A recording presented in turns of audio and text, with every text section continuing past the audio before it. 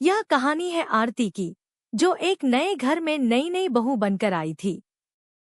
उसकी शादी को कुछ ही समय हुआ था कि एक दिन घर में खुशी की लहर दौड़ गई। आरती के गर्भवती होने की खबर पता चली। घर में मिठाइयां बंटी, खुशियां मनाई गई और हर कोई आने वाले नन्हे मेहमान का इंतजार करने लगा। लेकिन इस खुशी के साथ ही एक और खबर आई, जिसने घर के माहौल को थोड़ा बदल दिया। कुछ ही दिनों बाद पता चला कि आरती की ननद पूजा, जो अपनी ससुराल में रहती थी, भी गर्भवती है। अब घर में एक साथ दो खुशियों का इंतजार था, पर सासू माँ श्रीमती वर्मा के मन में कुछ और ही चल रहा था। श्रीमती वर्मा ने सोचा, क्यों न अपनी बेटी पूजा को अपने घर ही बुला लूं? यहाँ दोनों साथ रहेंगी, एक दूसरे का ख्याल रखेंगी और अस्पताल भी साथ ही चली जाएंगी। उनकी मंशा ऊपर से तो अच्छी लग रही थी, पर इसके पीछे एक सोची समझी चाल थी। उन्होंने तुरंत पूजा को फोन किया और प्यार से कहा, बेटी, तुम अपने ससुराल से मेरे पास ही आ जाओ। यहाँ घर में तुम दोनों, आरती और पूजा, साथ रहोगी, एक दूसरे का सहारा बनोगी और अस्पताल भी साथ ही चली जाना। पूजा पहले तो थोड़ी झिझकी। उसने कहा, नहीं माँ, भाभी का भी खर्चा है, मेरा भी होगा। फिर इतनी सारी बातें। लेकिन श्रीमती वर्मा ने उसे आश्वस्त किया, अरे पगली, तुम उसकी टेंशन मत लो, सब हो जाएगा, तुम बस यहाँ आ जाओ। तुम्हारे भाई को कौन सा पता चलेगा, वो तो कमा रहा है। श्रीमती वर्मा की असली चाल यह थी कि जब भी चेकअप का समय आएगा, तो वह आरती और पूजा दोनों को आरती के भाई, यानी उनके मायके वालों के साथ भेज देंगी, ताकि दोनों का खर्चा एक साथ मायके वालों को ही उठाना पड़े। उन्हें लगा कि इससे उनका बेटा, आरती का पति, आर्थिक बोझ से बचा रहेगा और उनकी बेटी का सारा खर्च भी बच जाएगा।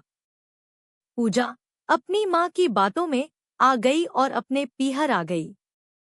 अब घर में दो गर्भवती महिलाएं थीं। शुरुआत में सब ठीक लगा, पर धीरे धीरे आरती को यह बात खटकने लगी।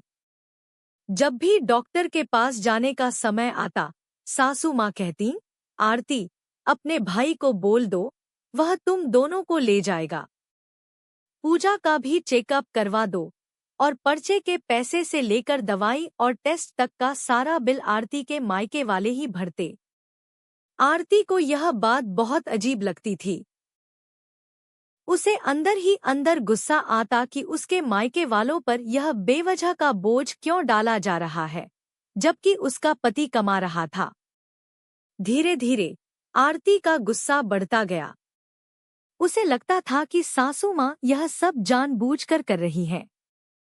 वह कभी कुछ कह नहीं पाती थी, क्योंकि उसे लगता था कि कहीं उसके पति और सासू माँ को बुरा न लग जाए या फिर वह लालची न कहलाए। लेकिन मन ही मन यह बात उसे कचोटती रहती थी। ऐसे ही करते करते 9 महीने निकल गए। दोनों का प्रसव का समय करीब आ रहा था। श्रीमती वर्मा ने अपनी बेटी पूजा से कहा, बेटी, तुम भाभी के साथ ही ऑपरेशन करवा ले, ताकि तेरा सारा खर्चा आरती का भाई ही भर दे। सरकारी अस्पताल में ही करवा लेना, वहां ज्यादा पैसे नहीं लगते। यह बात सुनकर आरती के सब्र का बांध टूट गया। उसे यह सोची समझी चाल अब बर्दाश्त नहीं हुई। उसे लगा कि उसके मायके वालों की अच्छाई का फायदा उठाया जा रहा है। उसने तय किया कि वह अब चुप नहीं रहेगी। एक शाम आरती ने हिम्मत जुटाई और पूजा के सामने ही सारी बात बताई कि कैसे उसे लगता है कि उसके मायके वालों पर बेवजह का बोझ डाला जा रहा है। उसने कहा, पूजा, मुझे पता है कि माँ जी का मकसद शायद तुम्हें आराम पहुंचाना था, पर यह ठीक नहीं है कि हम दोनों के खर्चे मेरे मायके वाले उठाएं। पूजा और श्रीमती वर्मा दोनों हैरान रह गईं। पूजा को पहली बार अपनी माँ की चाल का एहसास हुआ। उसे लगा कि उसकी माँ ने गलत किया है और वह खुद अपनी भाभी की जगह होती तो उसे भी बुरा लगता। श्रीमती वर्मा पहले तो गुस्सा हुईं, पर जब उन्होंने आरती की आंखों में दर्द और पूजा के चेहरे पर शर्मिंदगी देखी तो उन्हें अपनी गलती का एहसास हुआ। अगले दिन पूजा ने अपनी माँ से बात की। माँ, भाभी सही कह रही है, यह ठीक नहीं है। मैं अपने ससुराल से बात करूंगी और जो मेरा खर्चा है वो वही उठाएंगे। मैं आरती के मायके वालों पर यह बोझ नहीं डाल सकती। श्रीमती वर्मा ने अपनी गलती मानी। उन्होंने आरती से माफी मांगी और कहा, मुझे माफ कर दो बेटा। मैंने अपने लालच में रिश्तों की अहमियत नहीं समझी। तुम भी मेरी बेटी जैसी हो। दोनों का प्रसव हुआ। आरती ने एक प्यारी बेटी को जन्म दिया और पूजा ने एक बेटे को। दोनों बच्चे स्वस्थ और खुश थे। पूजा ने अपने सारे खर्चे खुद उठाए और अपने ससुराल से भी बात की। अब घर में कोई मनमुटाव नहीं था। आरती और पूजा का रिश्ता भी अब एक मां बहन जैसा हो गया था, क्योंकि पारदर्शिता और ईमानदारी ने उनके बीच की सारी गलतफहमियां मिटा दी थी।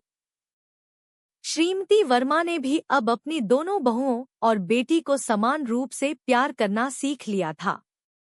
तो दोस्तों, यह कहानी हमें बताती है कि रिश्तों में कितनी भी मुश्किलें क्यों न आएं, सच्चाई और ईमानदारी ही उन्हें मजबूत बनाती है।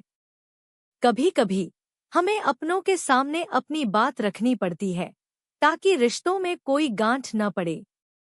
याद रखिए, उम्मीदों के धागों में रिश्तों को उलझाने से अच्छा है उन्हें प्यार और पारदर्शिता से जीना। अगर यह कहानी आपके दिल को छू गई हो और आपको प्रेरित किया हो, तो कृपया इस वीडियो को लाइक करें, अपने दोस्तों और परिवार के साथ शेयर करें, ताकि वे भी इस संदेश को समझें और हमारे चैनल को सब्सक्राइब करना बिल्कुल न भूलें। और हाँ, हमारे आने वाले ऐसे ही दिलचस्प वीडियोस के लिए नोटिफिकेशन बेल को भी ऑन कर लें। आपके प्यार और समर्थन के लिए धन्यवाद।